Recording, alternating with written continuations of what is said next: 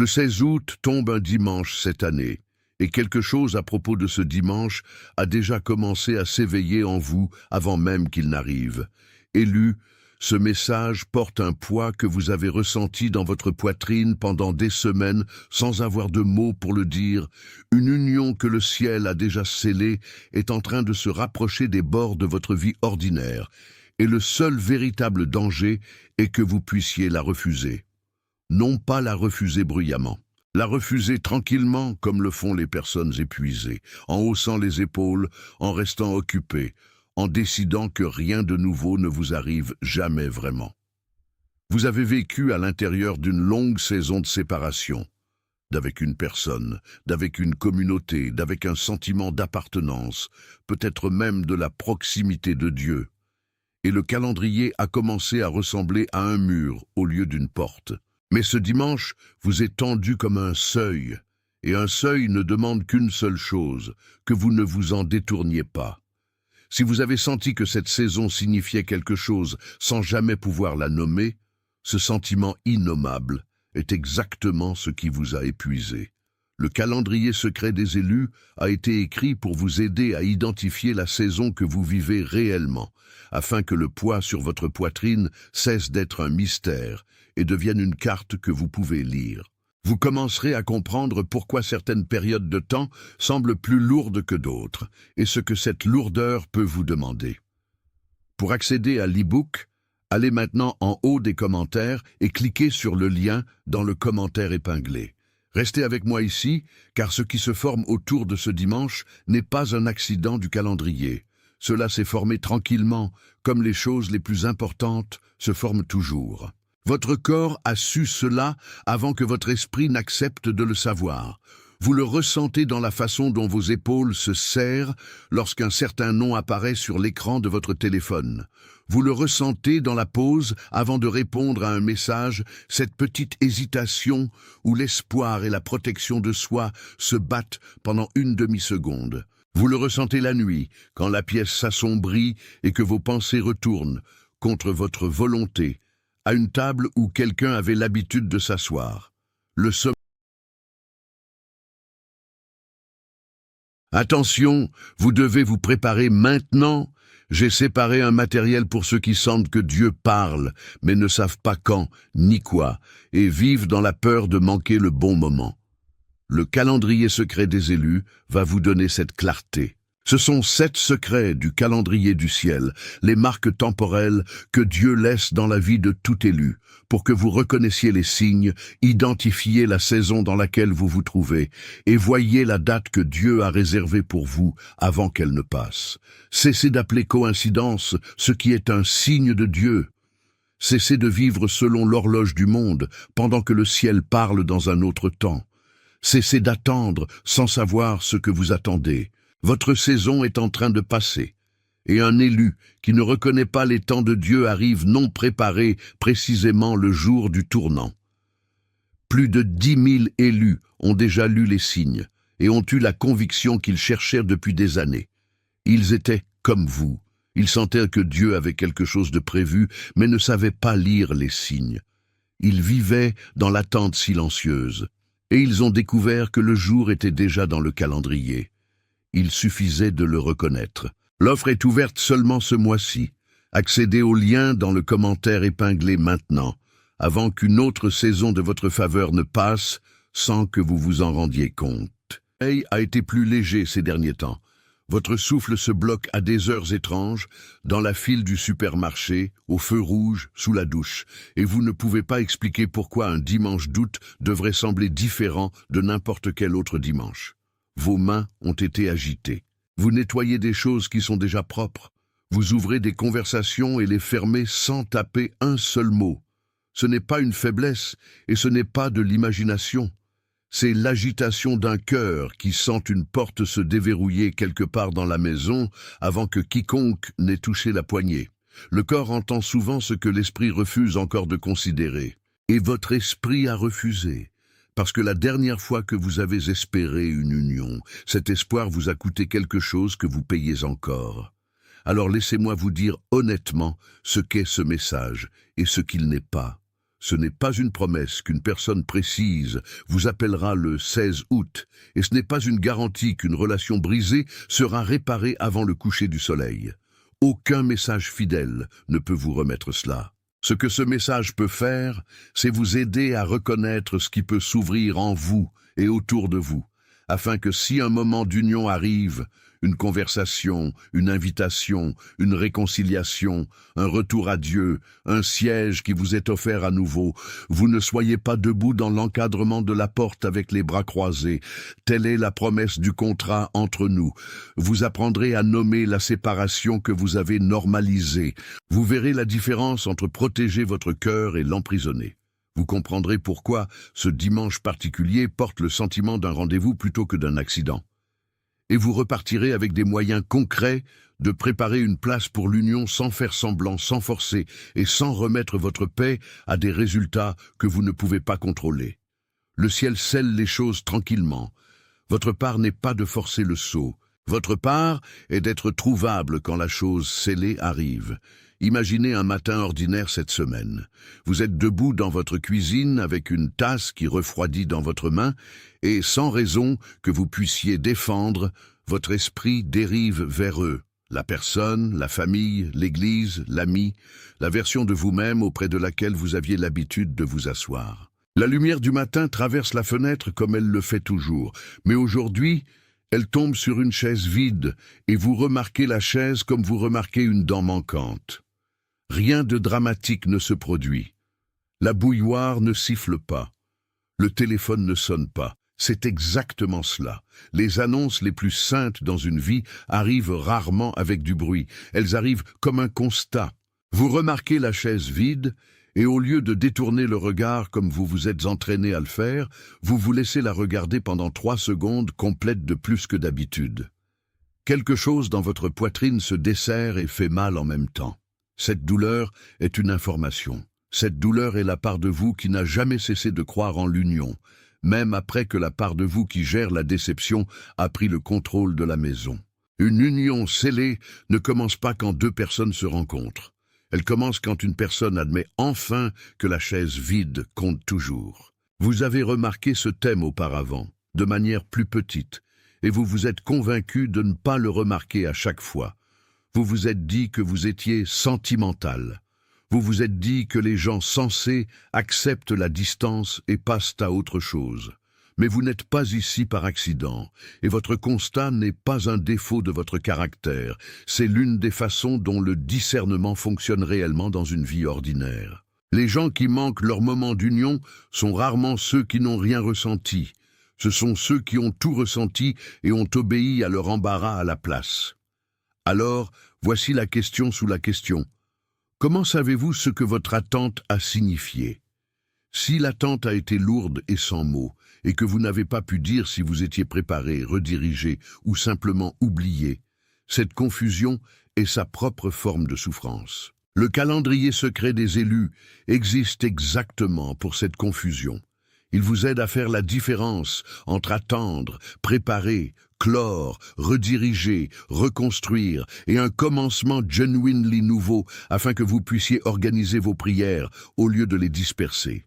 De nombreux lecteurs qui sont arrivés en se sentant confus ou fatigués d'attendre ont dit que le matériel les a aidés à comprendre leur saison plus clairement, à organiser leurs prières et à cesser d'interpréter chaque silence comme un abandon. Pour accéder à l'e-book, allez maintenant en haut des commentaires et cliquez sur le lien dans le commentaire épinglé. Et pendant que vous le faites, remarquez ce que votre poitrine fait au mot « abandon », parce que ce tressaillement est le point de départ. Nous allons marcher vers lui, pas loin de lui. Maintenant, je dois vous avertir de la première opposition, parce qu'elle viendra habillée en sagesse. Quelque part, entre ce moment et dimanche, une voix en vous commencera à lister toutes les raisons de rester scellé. Elle vous rappellera la dernière conversation qui a mal tourné. Elle rejouera la phrase exacte qui a tout terminé, et elle la jouera dans leur voix, avec leur visage, jusqu'à ce que votre estomac se serre comme si cela se passait à nouveau maintenant. Elle appellera cela du réalisme. Elle appellera cela de la maturité. Elle vous dira qu'une personne qui a été déçue autant de fois que vous est un fou de se tenir à nouveau près d'une porte. Cette voix n'est pas votre ennemi en toute saison. Elle vous a protégé, et certains de ses registres sont exacts. Mais écoutez attentivement. Une protection qui ne se retire jamais devient une sentence à vie. La distraction aidera la voix. Votre téléphone vous offrira 1000 petites évasions, chacune plus facile que l'espoir. La comparaison l'aidera aussi. Vous regarderez les unions des autres, leurs retrouvailles et célébrations et prières exaucées, et quelque chose en vous chuchotera que l'union est une chose que le ciel donne à d'autres familles, d'autres cœurs, d'autres personnes. Ce chuchotement est la plus vieille opposition qui soit. Il ne soutient pas que la porte est verrouillée, il soutient que la porte n'a jamais été destinée à vous. Pensez au Père dans l'histoire du Fils prodigue, parce que son histoire est la vôtre cette semaine. Tout le monde se souvient du Fils qui est parti, mais regardez le Père. Jour après jour, il a vécu dans une maison avec une place vide à sa table, et l'histoire nous dit qu'il a vu le Fils alors qu'il était encore loin. Comprenez-vous ce que cela signifie?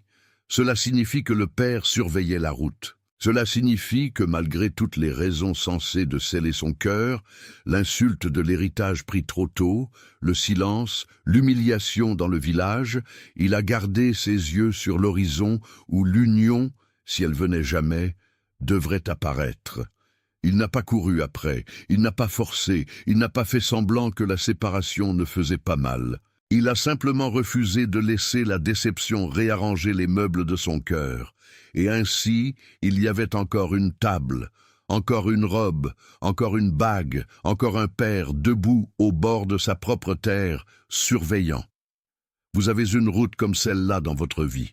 Peut-être est-ce la route vers un enfant, un frère ou une sœur, un mariage, une église, une amitié, ou vers le Dieu avec qui vous aviez l'habitude de parler facilement. La question que ce dimanche vous pose est la question à laquelle ce Père répond avec toute sa posture. Quand quelque chose scellé par le ciel descend enfin votre route, serez-vous en train de surveiller ou serez-vous à l'intérieur avec les volets fermés, faisant semblant d'avoir cessé de vous soucier il y a des années? Voici ce que cela coûte quand vous ignorez un signal comme celui-ci, et je le dis sans menace, seulement avec honnêteté. Le coup n'est pas la foudre.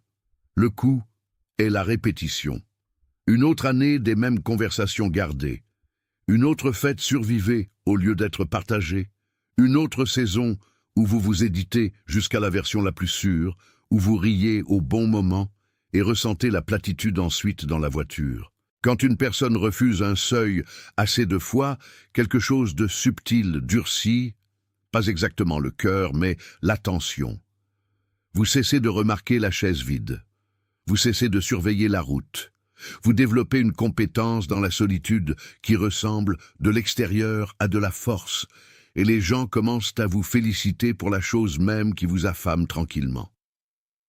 La paix s'échappe lentement, si lentement que vous ne pouvez pas marquer le jour où elle est partie. L'obéissance est retardée une semaine raisonnable à la fois. Et la tragédie n'est pas dramatique. La tragédie est qu'une union que le ciel avait scellée pour une saison particulière peut passer sans être ouverte, non pas parce qu'elle a été révoquée, mais parce que celui à qui elle a été envoyée avait cessé de répondre aux portes.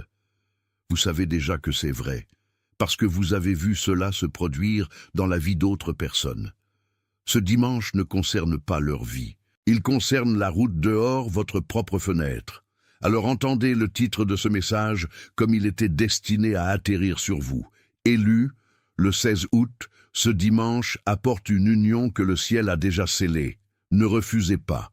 Pas scellée comme un contrat est scellé, froid et final, mais scellée comme une lettre est scellée, terminée, protégée, adressée et portée vers vous par des mains qui ne perdent pas ce qu'elles portent.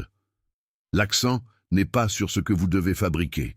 L'accent est sur ce que vous ne devez pas refuser.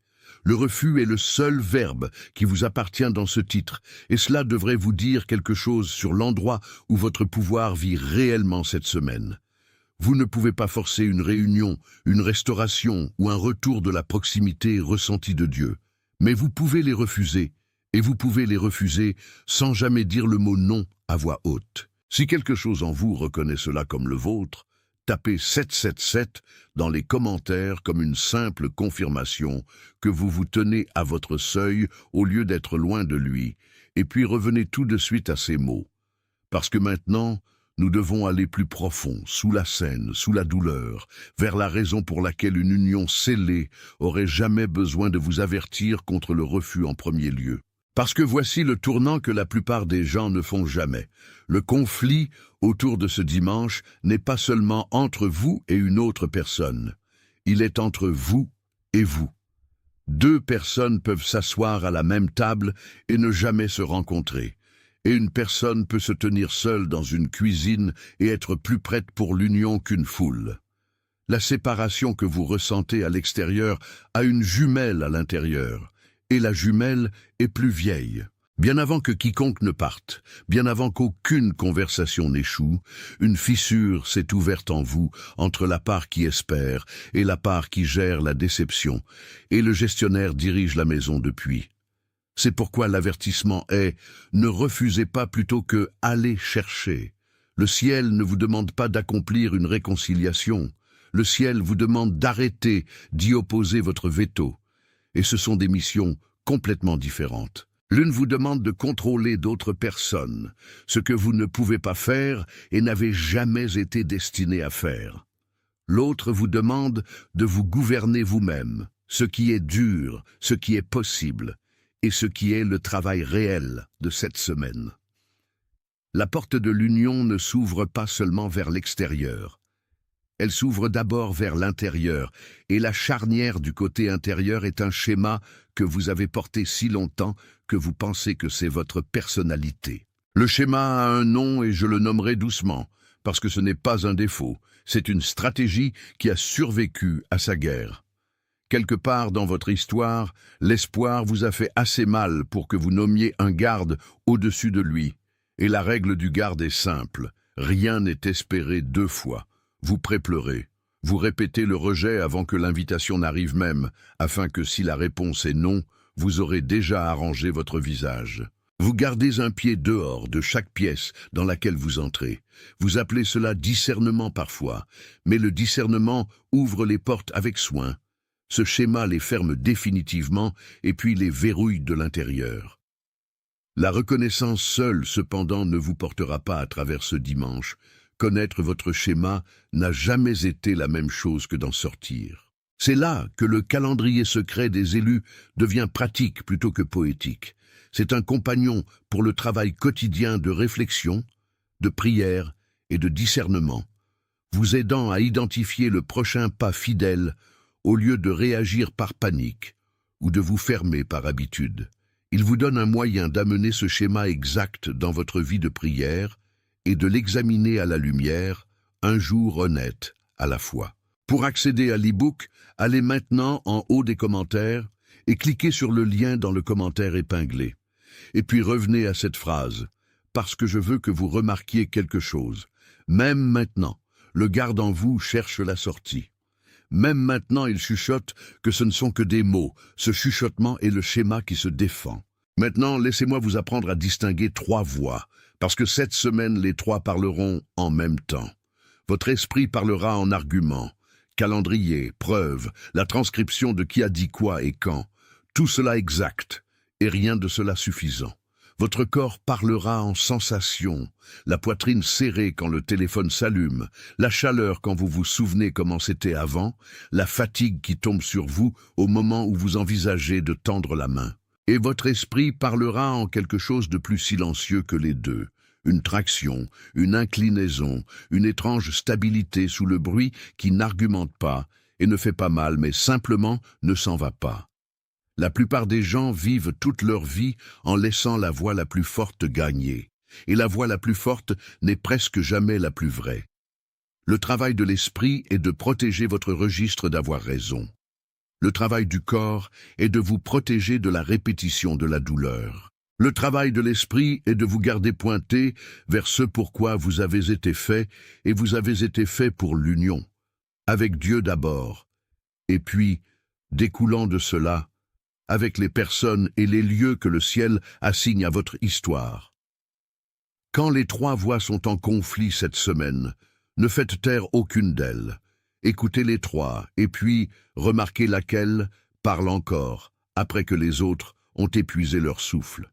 Cette endurance est la signature que vous cherchez. Cela importe énormément dans vos relations réelles, parce qu'une union scellée n'arrive pas dans un vide. Elle arrive dans votre cuisine, votre groupe de discussion familiale, le couloir de votre église, votre lieu de travail. Alors, laissez-moi vous donner du discernement sans suspicion. Toutes les relations fermées ne sont pas destinées à se rouvrir. Certaines fins ont été miséricorde, et rien dans ce message ne vous demande de déterrer ce que Dieu a enterré pour votre protection. Vous connaîtrez la différence par le fruit du souvenir. Quand vous pensez à une porte qui devrait rester fermée, le souvenir apporte clarté et une gratitude établie, même si cela pique. Quand vous pensez à une union que le ciel a scellée, le souvenir apporte une traction et un étrange inachevé, un sens d'une phrase qui s'arrête au milieu. L'un est un point, l'autre est une virgule. Faites attention à vos environnements cette semaine aussi. Remarquez quelles pièces vous rendent plus petits et lesquelles vous rendent honnêtes. Remarquez qui vous pose de vraies questions et attend les réponses. L'union ne signifie pas toujours réunion avec quelqu'un de votre passé. Parfois, la chose scellée est une table entièrement nouvelle, une communauté, une amitié, un lieu d'appartenance qui a été préparé pendant que vous étiez occupé à survivre. La préparation n'a pas été gaspillée pour vous. Gardez les yeux ouverts dans chaque pièce dans laquelle vous entrez cette semaine. Comprenez comment l'opposition fonctionne, parce qu'elle ne fonctionne pas en attaquant votre foi directement. Elle fonctionne en dépensant votre attention. C'est du bruit, surtout. Ce sont les petites urgences qui se multiplient au moment où quelque chose de sacré approche. Les courses qui soudain semblent critiques, l'argument en ligne qui soudain a besoin de votre opinion, l'épuisement qui arrive exactement quand vous aviez prévu de prier.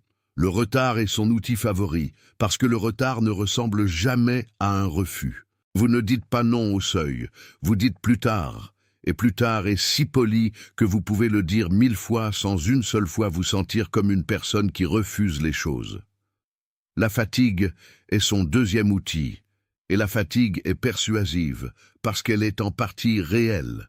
Vous êtes fatigué, vous avez porté une longue saison, et l'opposition n'a pas besoin d'inventer votre fatigue, seulement de la viser. Surveillez les moindres urgences cette semaine. Surveillez comment elles s'alignent entre vous et dimanche comme des clients à un comptoir, chacune raisonnable, chacune petite, toutes ensemble exactement de la taille d'une union scellée. Vous n'avez pas à combattre chacune d'elles. Vous devez seulement arrêter de les laisser voter. La chose scellée n'a pas besoin que vous vainquiez le bruit. Elle a besoin que vous marchiez à travers lui comme vous marchez à travers la pluie quand quelqu'un que vous aimez attend à la porte. Et il vient un moment. Pour vous, cela peut venir cette semaine, debout à un évier ou assis dans une voiture garée, quand vous cessez simplement de négocier avec la vérité. La vérité étant que vous avez été fait pour l'union et que vous avez vécu pour la séparation. La vérité étant que la chaise vide compte toujours pour vous, que la route compte toujours pour vous, que la proximité de Dieu est toujours la chose sous chaque autre chose que vous voulez. Ce dimanche, 16 août, n'est pas magique et personne d'honnête ne vous le dira. Mais certaines dates deviennent des marqueurs comme les pierres deviennent des marqueurs. Pas parce que la pierre est puissante, mais parce qu'une personne s'est enfin arrêtée là, s'est retournée et a fait face à ce qu'elle avait dépassé. Cela peut être ce dimanche pour vous, si vous le laissez. La négociation que vous avez menée, peut-être l'année prochaine, peut-être quand ils s'excuseront d'abord, peut-être quand je me sentirai plus fort, peut-être quand Dieu le prouvera, ne finit pas par un argument gagné, mais par un simple, fatigué, saint abandon. J'ai fini de faire semblant que je ne m'en soucie pas. Cette phrase, dite tranquillement dans votre propre poitrine, vaut plus qu'un mois d'effort. C'est la charnière sur laquelle toute la semaine tourne. Dites-la quand elle s'élève en vous. Ne l'habillez pas. Le ciel a toujours préféré les phrases honnêtes aux phrases impressionnantes. Maintenant, laissez-moi vous donner une image à porter à travers ces prochaines minutes, parce que certaines vérités sont trop grandes pour des explications et ont besoin d'une maison pour habiter. Imaginez une table à l'intérieur d'une maison. Pas une table grandiose, Une table en bois ordinaire, usée lisse là où les mains se sont posées dessus pendant des années, placée dans une pièce qui sent vaguement le pain et le café. La table est mise pour deux, ou pour une famille, ou pour une petite compagnie, et elle a été mise plus longtemps que vous ne le réalisez. Il y a un tissu dessus, il y a des assiettes qui ne correspondent pas. Il y a des chaises, et l'une des chaises a été vide pendant très longtemps, mais voici le détail qui importe. Personne n'a jamais retiré cette chaise. À travers chaque saison de la maison, à travers les arguments et les silences et les années de rien, la chaise est restée à la table. Le service est resté, quelqu'un l'a gardé. C'est ce que cela signifie que le ciel a scellé cette union. Pas que le repas a été forcé, pas que les invités ont été traînés dedans, mais que la table n'a jamais été démontée, la place n'a jamais été débarrassée, le siège n'a jamais été donné. Ce qui est scellé est préservé. Gardez cette table dans votre esprit maintenant, parce que tout ce qui est vrai que j'ai encore à vous dire vit à l'intérieur de cette pièce. Avant que la table n'ait jamais vu un repas, elle était préparée. Et la préparation était invisible pour tout le monde, y compris vous. Pensez à ce qu'une table requiert avant que quiconque ne s'y asseye. Du bois coupé et séché bien avant, façonné par des mains, joints, poncés, rendu stable sur ses pieds. Votre union a été en préparation comme cela, dans des saisons que vous pensiez gaspiller, dans des années qui ressemblaient à du retard, dans le séchage lent des choses en vous qui étaient trop vertes pour porter du poids.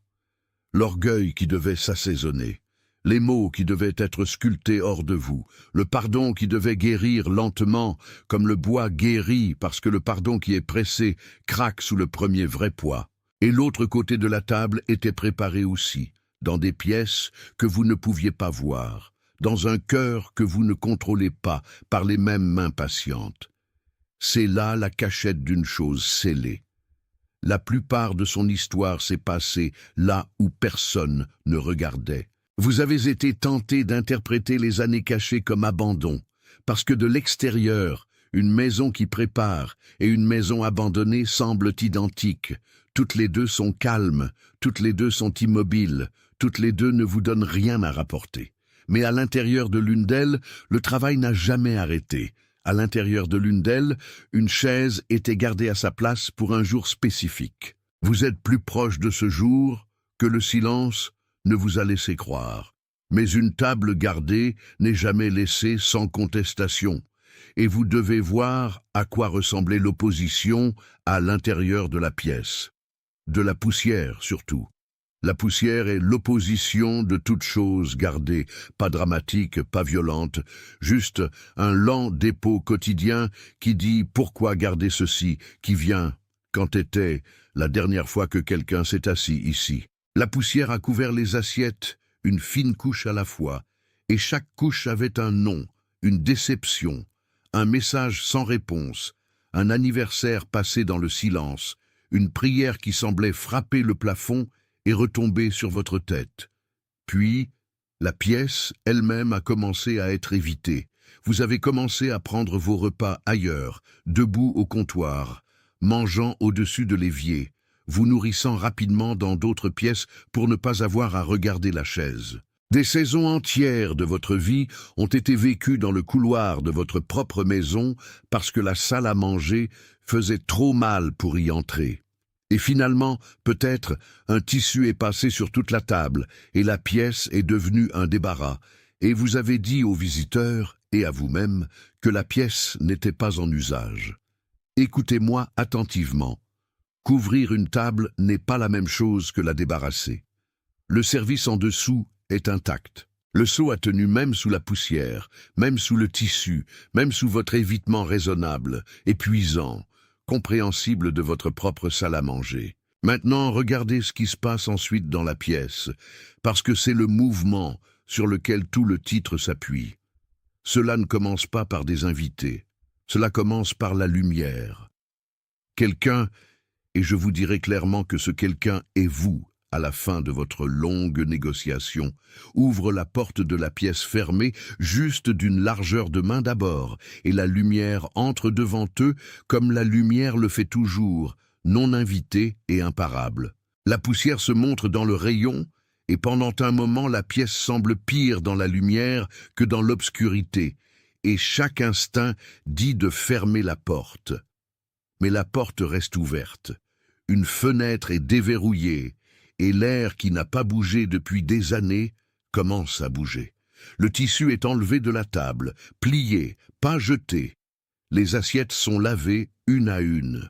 Et la chaise vide qui n'a jamais été retirée, est tirée en arrière de la table, essuyée, et placée carrément à sa place, ouverte, inclinée vers l'extérieur, prête. Rien n'est encore arrivé. Personne ne s'est assis.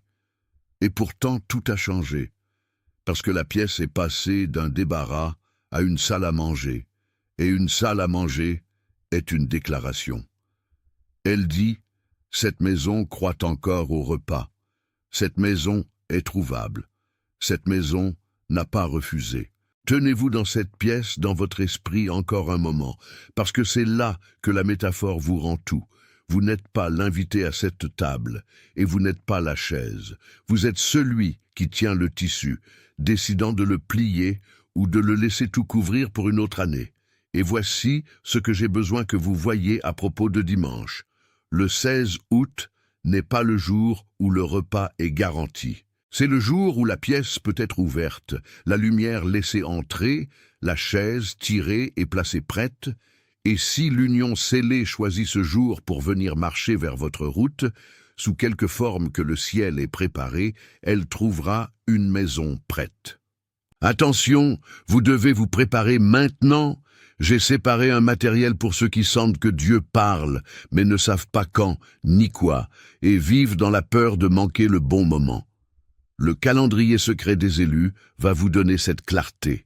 Ce sont 7 secrets du calendrier du ciel, les marques temporelles que Dieu laisse dans la vie de tout élu, pour que vous reconnaissiez les signes, identifiez la saison dans laquelle vous vous trouvez, et voyez la date que Dieu a réservée pour vous avant qu'elle ne passe. Cessez d'appeler coïncidence ce qui est un signe de Dieu.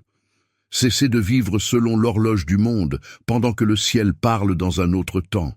Cessez d'attendre sans savoir ce que vous attendez. Votre saison est en train de passer.